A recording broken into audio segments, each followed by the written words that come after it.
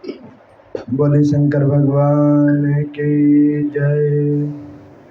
श्री परमात्मने नमः। गुरु ब्रह्मा गुरु विष्णु गुरुदेवो महेश्वर, गुरु साक्षात् परब्रह्म तस्मै श्री गुरुवे नमः।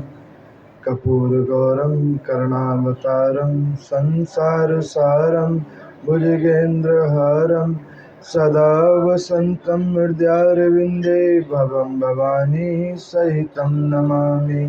भवं भवानी सहितं नमामि। हरे कृष्णा कृष्णा कृष्णा हरे हरे, हरे राम राम राम हरे हरे है। श्रावण मास के पवित्र मास के अंदर में शिव महापुराण के कथा श्रृंखला में आज छठे दिन में आप और हम सब लोग कथा श्रवण करने के लिए श्री शक्ति मंदिर के अंदर में हम लोग एकत्रित हुए हैं। नाना प्रकारेण रूप ऑनलाइन के माध्यमों से देखने वाले सभी श्रद्धालु जनों, उन सबको भगवान शंकर का अनुग्रह प्राप्त होता रहे ताकि ऐसी कथाओं को पुनः पुनः वो श्रवण करते रहें। गत कल तक की कथा में आप सब लोगों ने श्रवण किया था कि ब्रह्मा जी और सूर्य जी नाना प्रकार की कथाओं का व्याख्यान कर रहे हैं, जिसमें रुद्र संहिता गुण निधि की कथा को आप लोगों ने श्रवण किया था। किस प्रकार से यज्ञ दत्त जी के ऊपर में प्रभु ने कृपा तो की, संतान तो दी, लेकिन उसको लक्षण वाली संतान को अंत में शिव पद की प्राप्ति कैसे हुई, उसकी कथा को आप लोगों ने श्रवण किया था।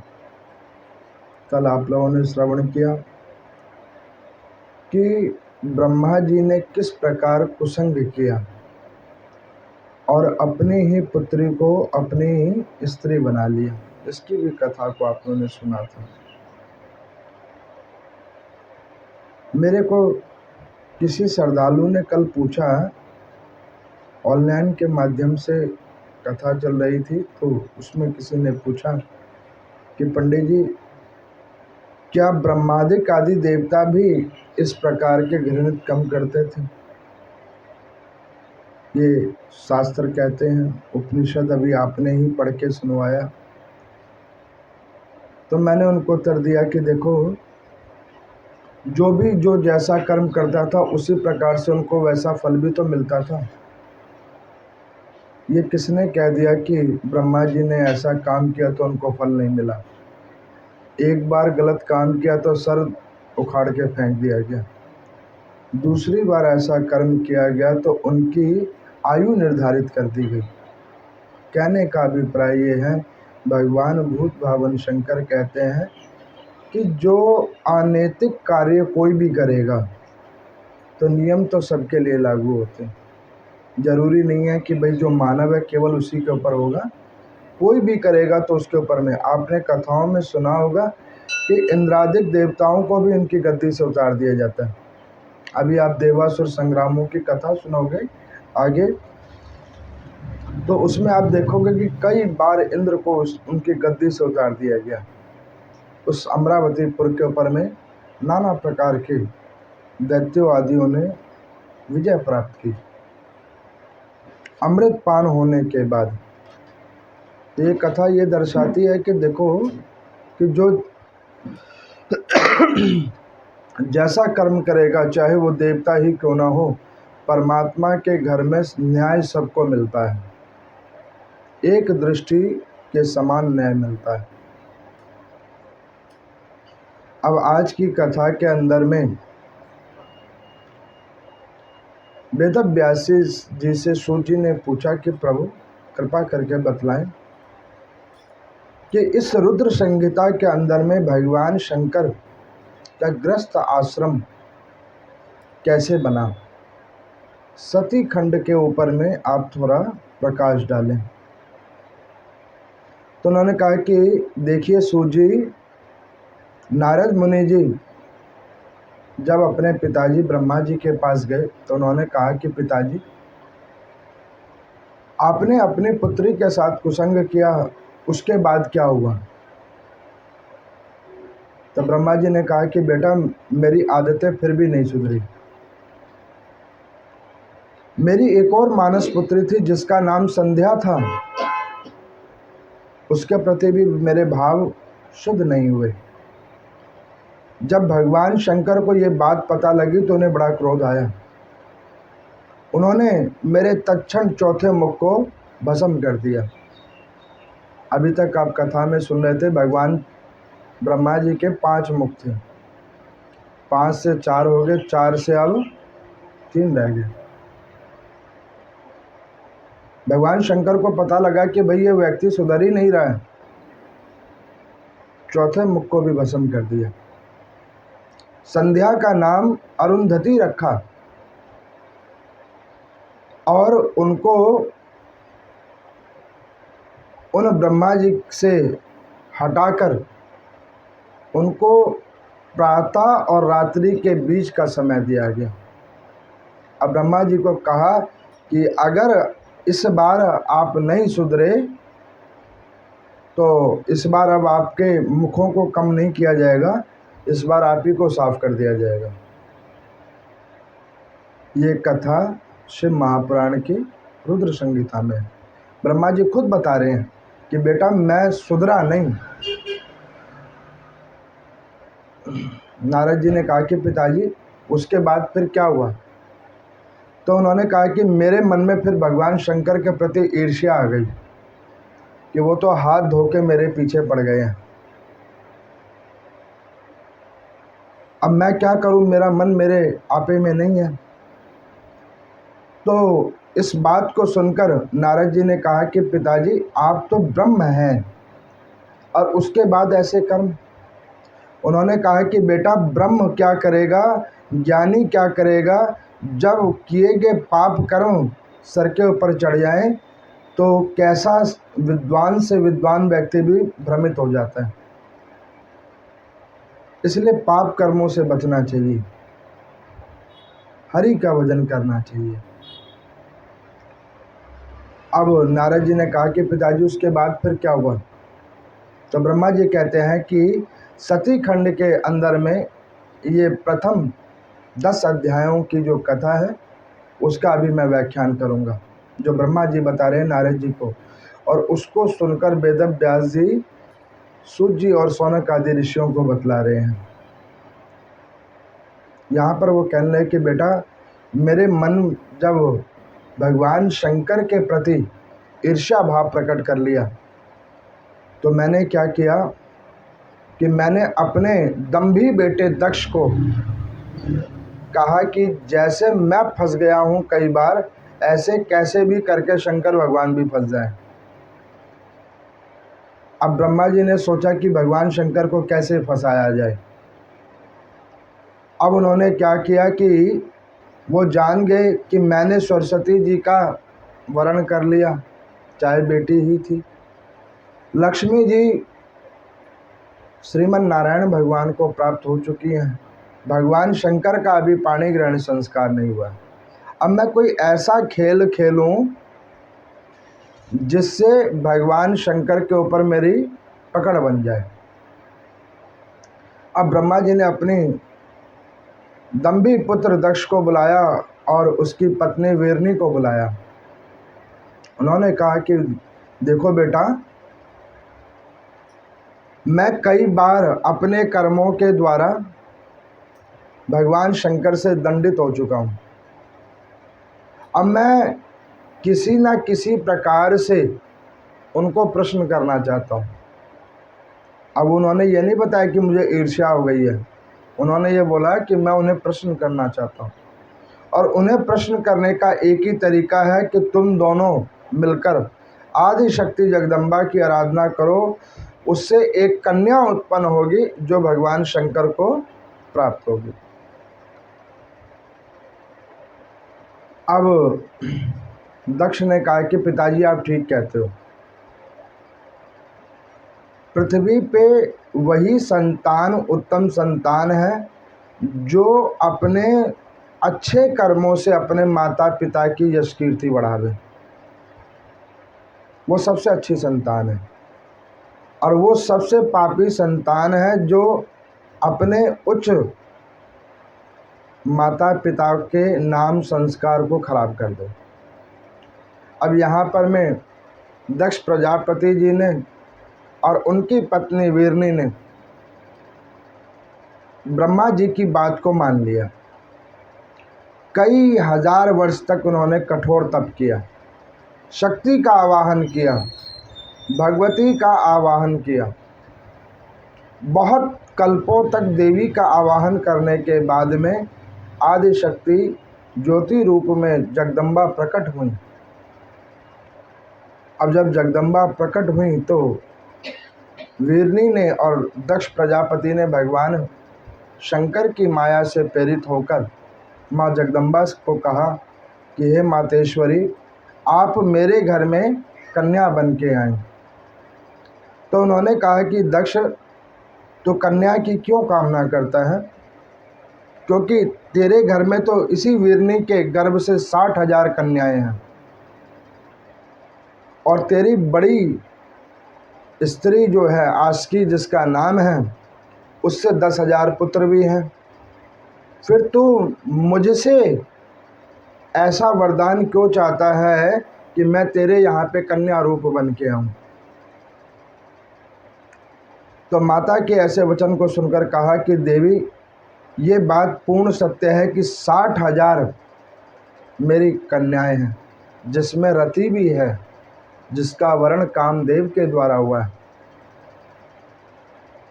ऐसे 10,000 योगनिष्ठ पुत्र भी हैं, लेकिन उन सब की तुलना आपके बराबर नहीं है। मुझे एक योग्य संतान चाहिए। माता, मैंने कोई पुत्र की अभिलाषा नहीं की है, मैंने पुत्री की अभिलाषा की है। भगवती माता ने कहा कि देखो, स्वरोचित भाव से ये तुम्हारी अभिलाषा अगर सिद्ध होगी तो तुम्हें कन्या संतान मिलेगी, नहीं तो जिस प्रकार आशीर्वाद हम दे रहे हैं उसी प्रकार वो आशीर्वाद निष्फलित भी हो जाएगी। तो दक्ष प्रजापति ने आदि शक्ति जगदम्बा को सर झुकाकर कहा कि नहीं माता, आप जैसे कहेंगे उसी प्रकार करेंगे, बिल्कुल आपके अनुसार करेंगे। क्योंकि ब्रह्मा जी ने सिखा रखा था दक्ष को कि माता जैसे भी पूछे किसी भी तरीके से उन्हें मना लेना कि आप मेरे यहाँ पर कन्या रूप में आ जाओ। अब वीरनी को माँ भगवती ने कहा कि देखो बेटी, तेरे गर्भ से हम उत्पन्न तो लेंगे, लेकिन ये ध्यान करना उसको ईर्ष्या आदियों का संज्ञान नहीं देना। इस बात को सुनकर ब्रह्मा जी ने सोचा कि आकाशवाणी में आदि शक्ति जगदम्बा ने भी कह दिया है, ईर्ष्या से परे होकर कुल की वृद्धि होगी।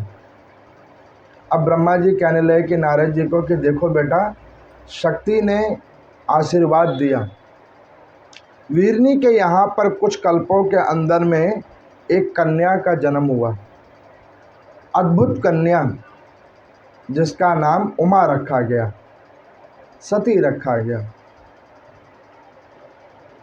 ऐसी अद्भुत भाग्यशाली सती जिसके जन्म लेते के साथ दक्ष प्रजापति की ख्याति बढ़ने लगी। कई बार आप देखोगे घर और कुल में कुछ ऐसे लोग और बच्चे होते हैं जिनके आने से घर में बरकत बढ़ जाती है, और कुछ ऐसे भी नास्तिक लोग होते हैं जिनका संग करते के साथ सब कुछ नाश होना चालू हो जाता है। अब आदि शक्ति जगदम्बा ने उमा के रूप में वीरनी के गर्भ से सती रूपेण माँ भगवती प्रकट हुई। नारद जी कहते हैं कि पिताजी उसके बाद क्या हुआ।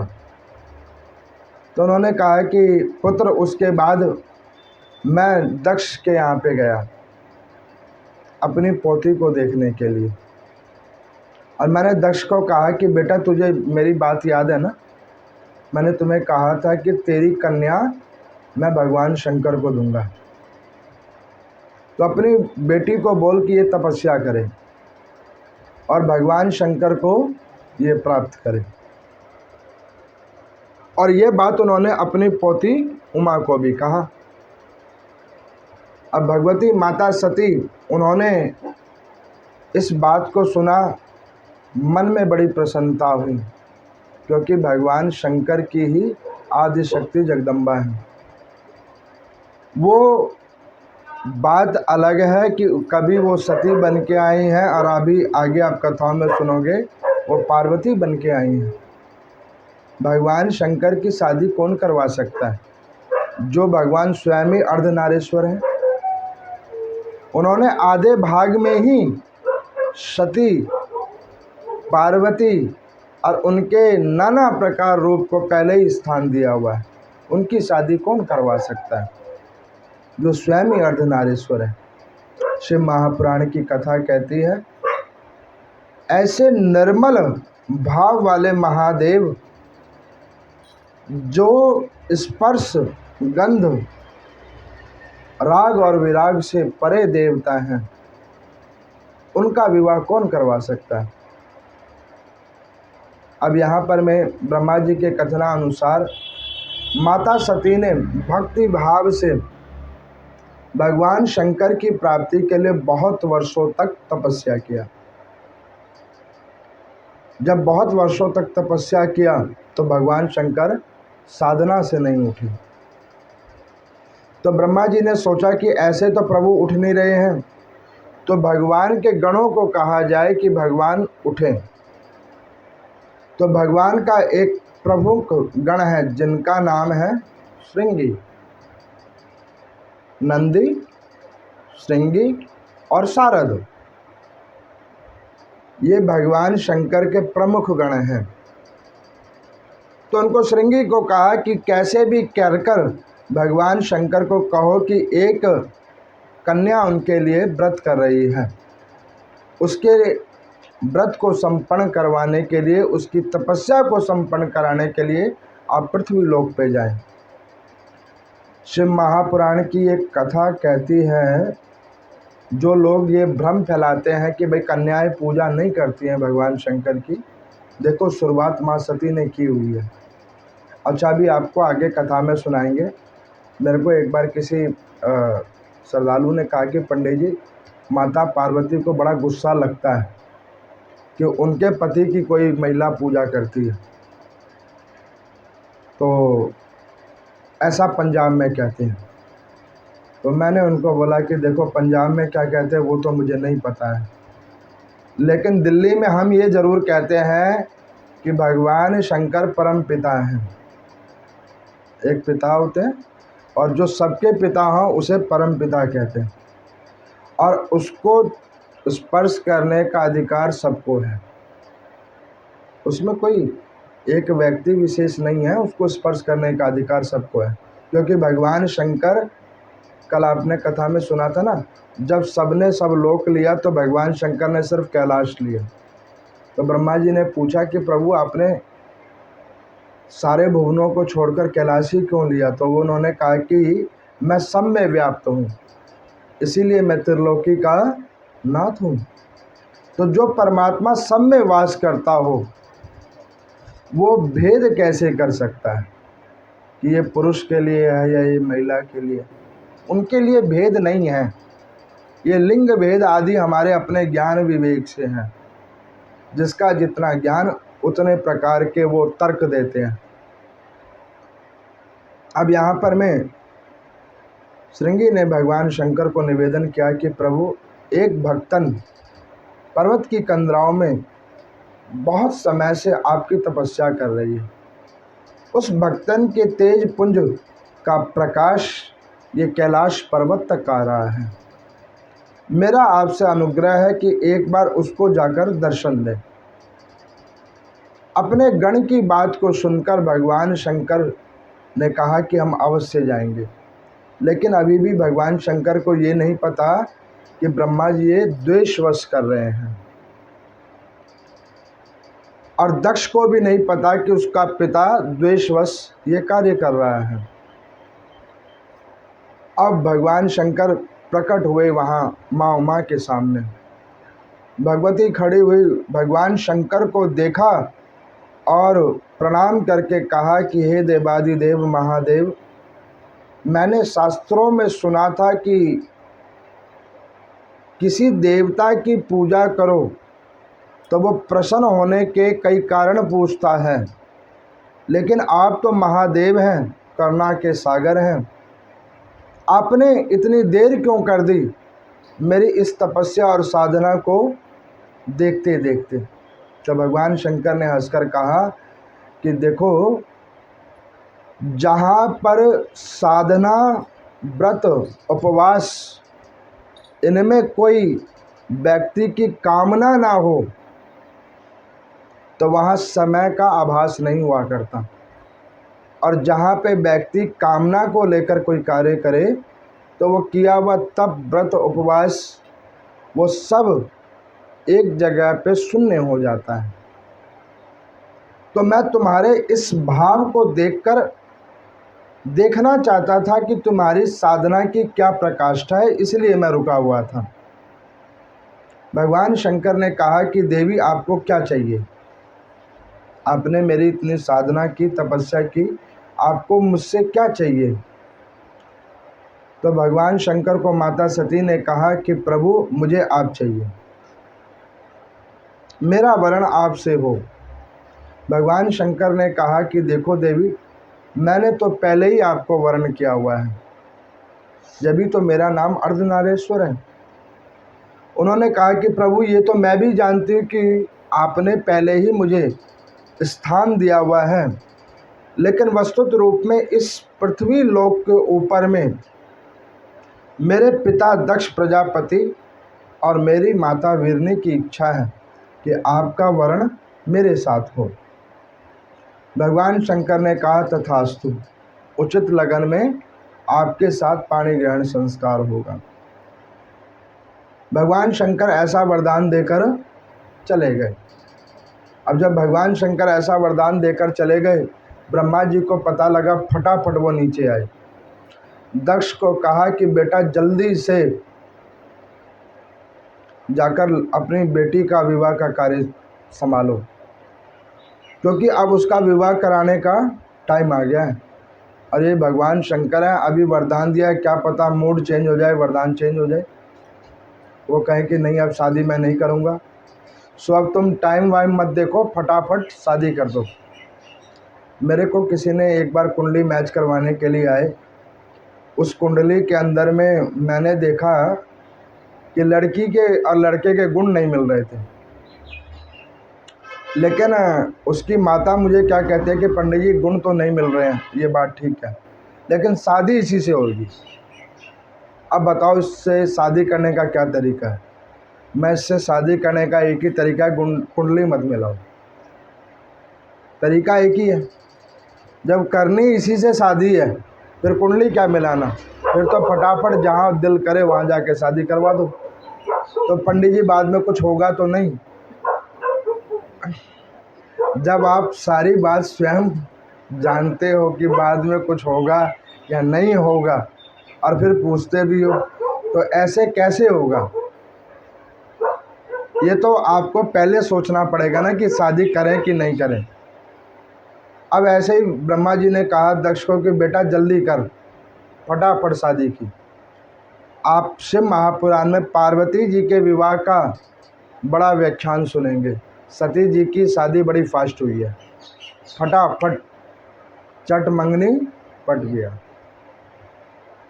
वीरनी आदि ने फटाफट पानी ग्रहण संस्कार कराया।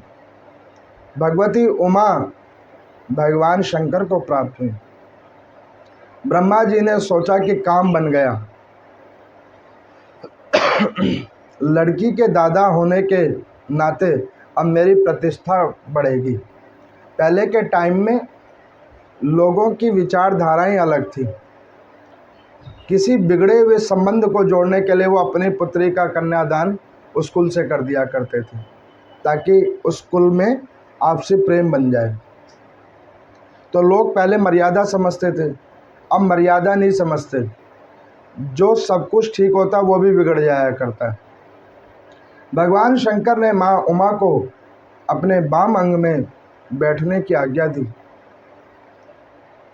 अब माता ने कहा कि प्रभु, आप जानते हैं मेरे पिताजी के पास में धन धान्य है, बहुत सारा धन और धान्य है, लेकिन आपको ब्रह्मा जी त्रिलोकी के नाथ कहते हैं और आप ये पर्वत की कंदराओं में रहते हैं। तो भगवान शंकर ने कहा कि देवी, अपने पूर्व जन्मों को देखो, तुम भी इधर ही रहती हो, तुम कोई अलग नहीं रहती हो। ये बात अलग है कि इस बार तुम दक्ष के यहाँ आई हो तो घर आदियों की बात करते हो, लेकिन तुम्हारा भी वास ऐसे ही है, घबराओ मत। तो उन्होंने कहा कि प्रभु एक काम करें, घूमने के लिए कहीं चलें।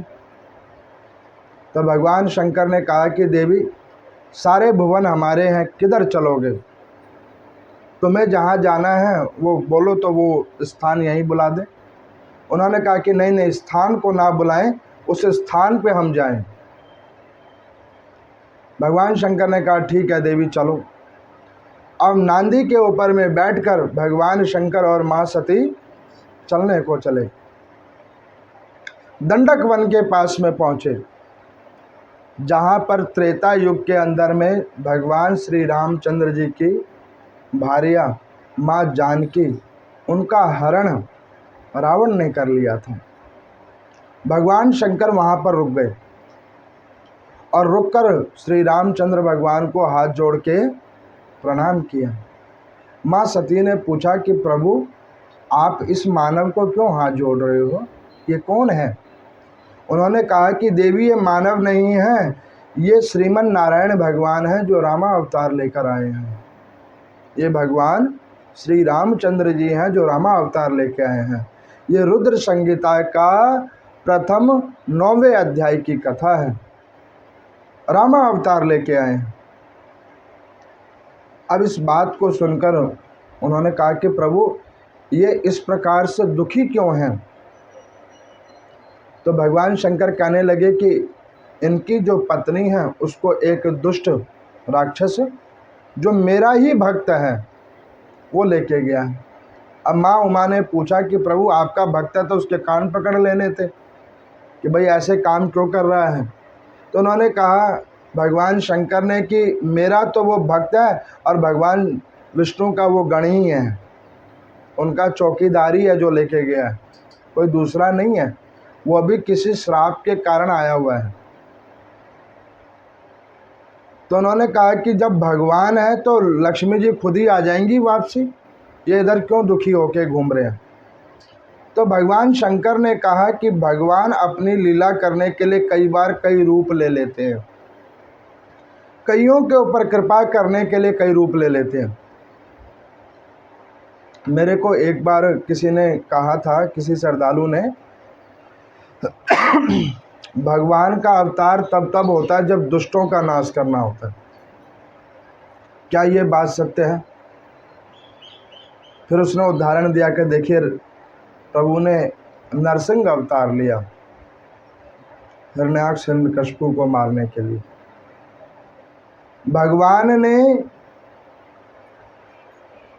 राम का अवतार लिया रावण का दहन करने के लिए।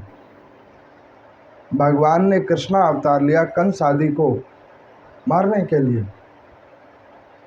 मैंने उनकी बात को 2 मिनट सुना और मैंने उनको कहा कि ये तो आपका भाव कहते हैं, लेकिन मैं तो ये जानता हूँ कि भगवान ने अवतार इसलिए नहीं लिया।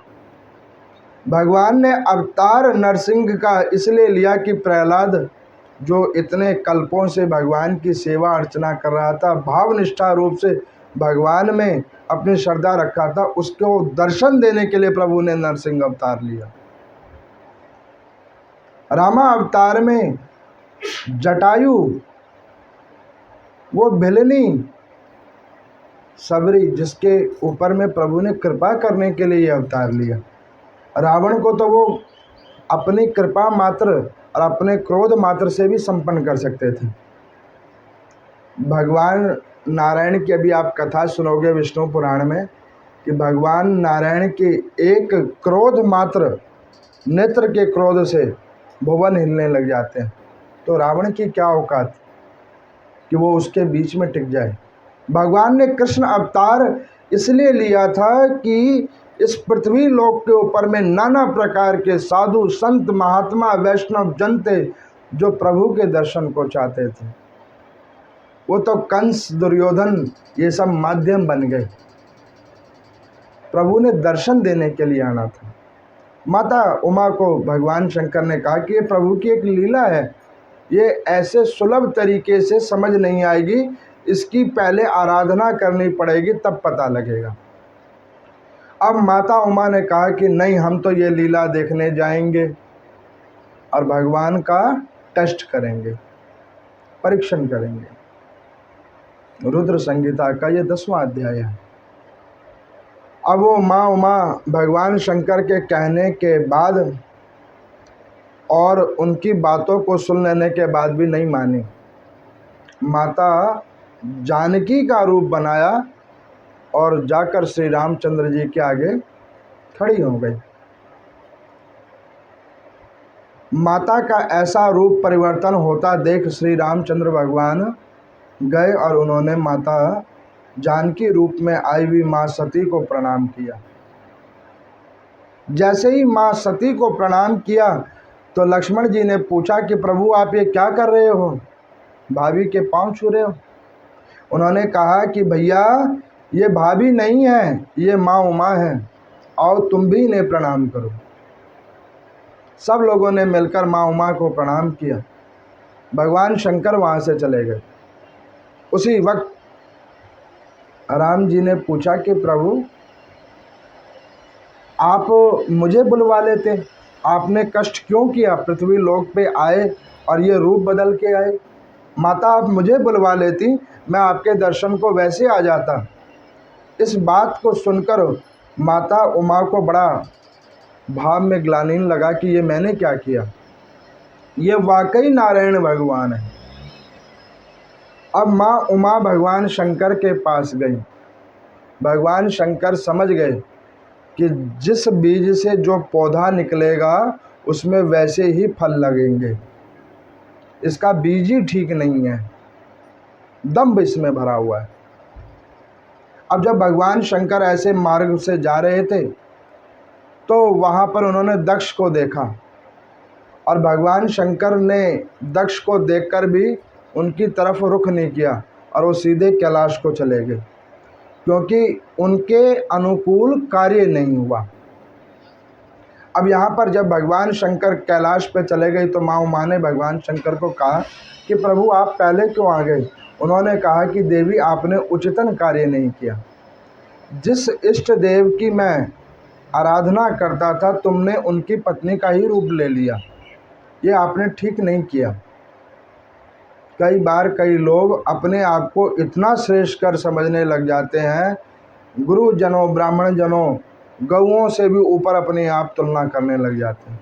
ये नहीं जानते कि भैया जो श्रेष्ठ है वो श्रेष्ठ ही रहेगा, उसको आप चाहकर भी परिवर्तन नहीं कर सकते। अब माँ उमा को जब ये लगा तो भगवान शंकर ने मन से माँ उमा को त्याग दिया कि अब इसको मैं साथ नहीं रखूँगा, क्योंकि इष्ट देव की पत्नी का इन्होंने रूप ले लिया। इधर दक्ष को भगवान शंकर ने देख के अनदेखा कर दिया।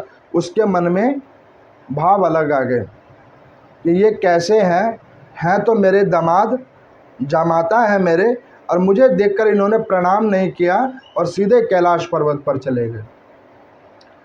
अब भगवान शंकर से ईर्ष्या करने के लिए और उनको नीचापन दिखाने के लिए उसने एक यज्ञ करा। उस यज्ञ की कथा आप सब लोग जानते हो। उस यज्ञ में उसने सबको बुलाया, श्रीमन नारायण भगवान को बुलाया, सप्त ऋषियों को बुलाया, आदि अनादि सब जितने भी लोग थे सबको बुलाया, केवल भगवान शंकर को नहीं बुलाया। माँ उमा समझ गई थी कि अब इस शरीर का समापन होना ही जरूरी है, त्याग होना जरूरी है। क्योंकि इस शरीर के अंदर में जो अवगुण आ गए हैं, वो अवगुण से परमात्मा ने पहले मन से त्याग दिया है। अब इस शरीर का विसर्जन होने का समय आ गया है। कई बार कुछ कर्मों को देखकर हमें लगता है कि ये हमारे साथ अच्छा नहीं हुआ, लेकिन परमात्मा जो करता है वो बहुत अच्छा करता है। ये हमें बाद में पता लगता है। अब माँ उमा नीचे देखा कि जो छोटे छोटे नक्षत्र हैं, जो उनकी बहन थी, उनको भी बुलाया गया है। छोटे मोटे जो देव हैं उनको भी बुलाया गया है। जो महादेव हैं उन्हीं को नहीं बुलाया गया। बड़ा क्रोध आया। शक्ति है, क्रोध आया। भगवान शंकर ने कहा, देवी आज रुष्ट होकर किधर जा रही हो?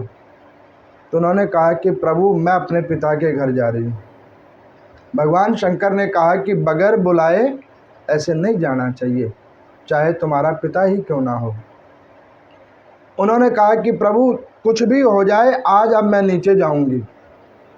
भगवान शंकर ने कहा कि देवी हट मत करो, ये ऐसे बगैर बुलाए जाना, ये कल को कोई समस्या ना हो जाए, तुम नीचे मत जाओ। भगवान शंकर चाहते थे कि देवी का बार बार अवतरण ना हो, लेकिन अभी मैंने आपको बताया ना, जैसा बीज वैसा पौधा और उसका वैसा फल। भगवान शंकर की बात वो नहीं मानी। पृथ्वी लोक पर में गई और उस दक्ष प्रजापति के घर के अंदर में वो प्रवेश किया। माता ने देखा, माता उठी, लेकिन वो भी दक्ष की आंख को देखकर वहीं रुक गई। अब जब श्रीमन नारायण भगवान उस यज्ञ मंडप में आए तो उन्होंने देखा कि भाई सबको बुलाया है, लेकिन भगवान शंकर को नहीं बुलाया। उन्होंने लक्ष्मी जी को कहा कि जल्दी यहाँ से चलो, ये जगह अनुकूल नहीं है। श्रीमन नारायण भगवान लक्ष्मी जी को लेकर चल पड़े। ब्रह्मा जी ने सोचा कि भाई मैंने तो कुछ और प्लान बनाया था, यहाँ तो प्लान कुछ और बन गया, ये तो अब समस्या हो गई। अभी इन्होंने भगवान शंकर को क्रोध दिलाया, अब यहाँ पे कुछ ना कुछ अनिष्ट होगा। ब्रह्मा जी भी अपनी दाढ़ी मूछ बचाकर भाग गए वहाँ से। अब दक्ष को और बुरा लगा कि भगवान शंकर से लोग इतना डरते हैं कि मेरे पिताजी भी भाग गए और नारायण भगवान भी भाग गए।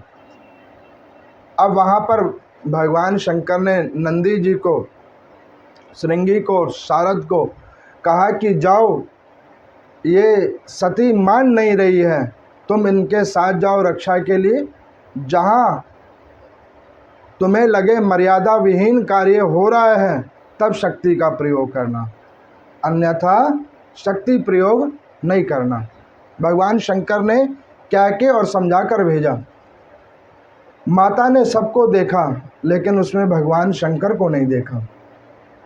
माता को क्रोध तब आ गया, रेवती नक्षत्र, सबसे छोटी नक्षत्र, उनकी बहन, उसने देखकर हंस दिया माता को कि तुमको और तुम्हारे पति को नहीं बुलाया। जिस रेवती के ऊपर में भगवान शंकर ने कृपा करके उसके पति की कलाओं को बचाया चंद्रमा के, उसको फिर भी समझ नहीं आया, उसने हंस दिया। उस पे माता को क्रोध और तेज जग गया। माता आई और उन्होंने दक्ष को कहा, पिताजी ये यज्ञ विहीन है भगवान शंकर के, आपने सबको बुलाया, भगवान शंकर को नहीं बुलाया, अब ये यज्ञ आपका सफल नहीं होगा। तो दक्ष प्रजापति ने कहा कि मेरी गलती हो गई कि मैंने तेरे को ऐसे नांगे के साथ बांध दिया, तेरी बुद्धि भी नांगी हो गई। पिता से कैसे बोलना चाहिए तुझे समझ नहीं है, तू अपने घर वापस चली जा। जब इस प्रकार से दंभ भरे हुए वचन बोले, नंदी वहीं पे खड़े थे और उन्हें बड़ा क्रोध आया, वो अपने स्थान से खड़े हो गए।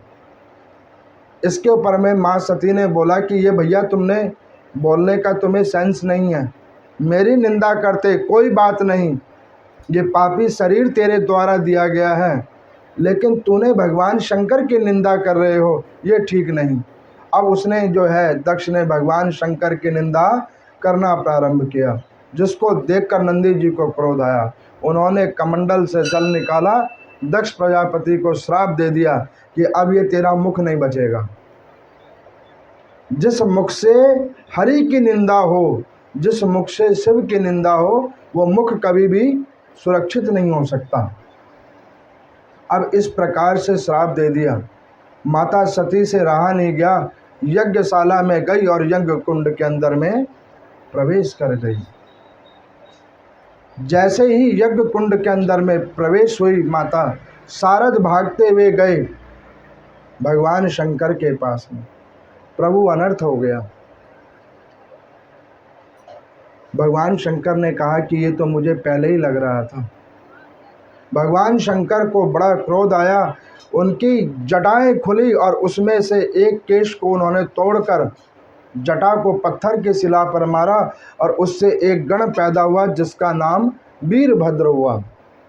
भगवान शंकर ने कहा कि जाओ दक्ष प्रजापति का विनाश कर दो, जाओ। अब भगवान शंकर की आज्ञा प्राप्त होकर वो वीरभद्र नीचे आया।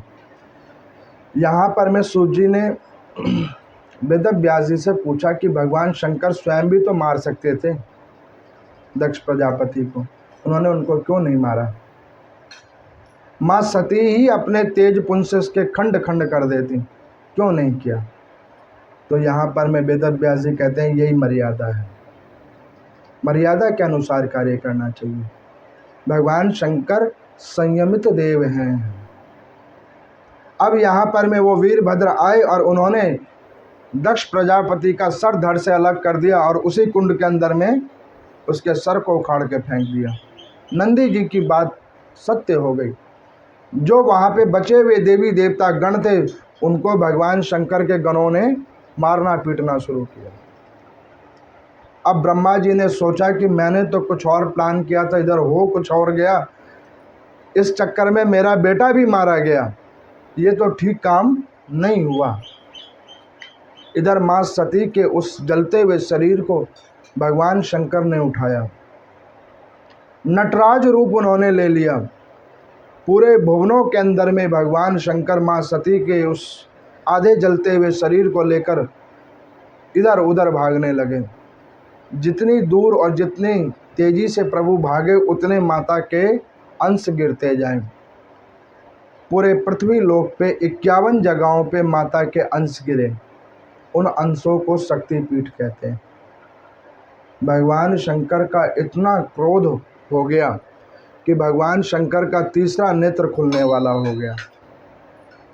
जैसे ही तीसरे नेत्र के खुलने की अवस्था आई, ब्रह्मादिक देवी देवताओं ने हाथ जोड़कर भगवान शंकर को प्रणाम किया कि प्रभु क्षमा कर दो, गलती हो गई, माफ़ कर दो।